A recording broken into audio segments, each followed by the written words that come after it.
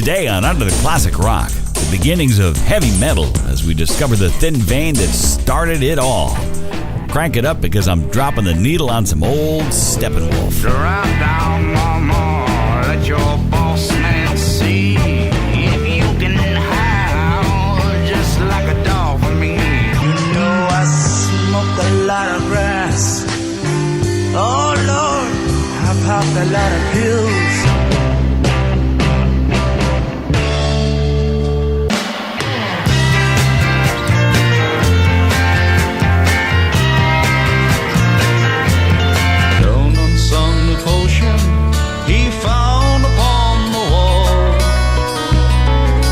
Some unholy bathroom in some ungodly hole. Don't step on the grass and it will ruin all fair country.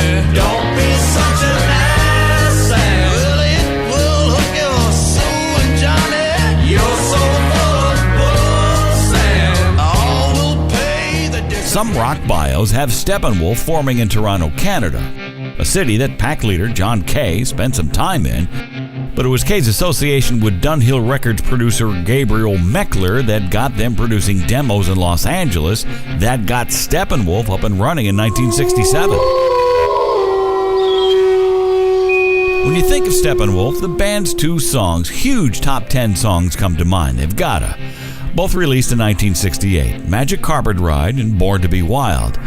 But dig a little deeper and you'll find that Rock Me did reach number 10 on the Billboard charts, and The Pusher got a lot of airplay from FM jocks. So it discounts some critics saying that this band was one short of being a one-hit wonder.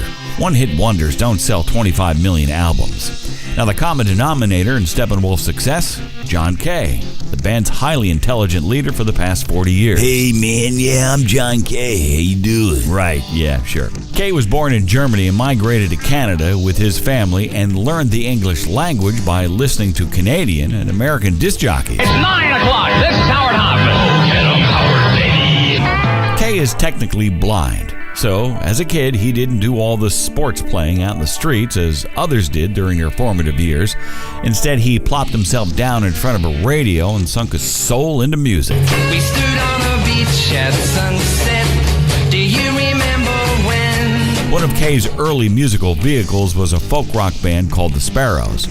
And it was this band that wound its way through Canada and through the U.S. and finally ended up in Los Angeles in the mid-'60s. And while there, in the mid-'60s, Kay impressed a young record producer by the name of Gabriel Meckler. When the Sparrows broke up, it was Meckler who encouraged Kay to put a band together with a heavier edge to it. Then the Steppenwolf name came from the title of a Hermann Hesse novel. But who told Kay to name the band after the influential book? That's the big question here, Sherlock. You want to get to the point, mister. Now, what is it? What are you trying to tell us? Well, Joe, I've heard two stories about where the name came from, and I don't know which one is correct. The first, and probably the most bantered about, is that record producer Gabriel Meckler told Kay to name the band Steppenwolf. But then there's also the story that Jim Morrison of The Doors, who was hanging out with John Kay when he was fronting the Sparrows, and it was Morrison, because of his voracious consumption of books, told Kay to use the name Steppenwolf. But does it really matter which story is true? No. Kay put his band together with two ex-Sparrow members, drummer Jerry Edmonton and keyboard player Goldie McJohn. And then they picked up a couple guys from LA bands, Mike Monarch on guitar and Rushton Morov on bass. Demos were complete. ABC Dunhill Records said, sure, we'll give it a go as long as Meckler was producing the album. Steppenwolf released their first album called Steppenwolf in January 1968, with The Girl I Knew as the first single. A girl I knew, someone I used to talk to when we'd meet in the middle of a room. A good song, co-written by Kay, but not much going on chart-wise. The next song the company released was Sookie Sookie, a Steve Cropper song. Hang on, baby. Everybody work out. Sookie, sookie, sookie, sookie, sookie, sookie, sookie. Again, not much movement in the band's momentum. The next song, though, sent the band off into the stratosphere.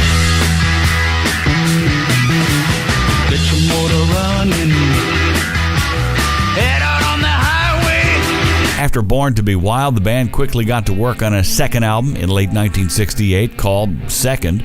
Again, Meckler producing.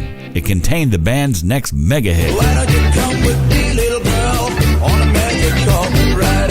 You don't know what we can see. Why don't you The next piece of the Wolf puzzle kept the band in classic rock heaven to this day. The movie Easy Rider used the song Born to Be Wild and became, some say, the first heavy metal song because of the lyrics. Heavy metal thunder. It's on the Best 100 Songs of Cinema list and on Rolling Stone's Best Rock Songs Ever list. Also released in 1968, that has kept the band in the rock limelight, Magic Carpet Ride.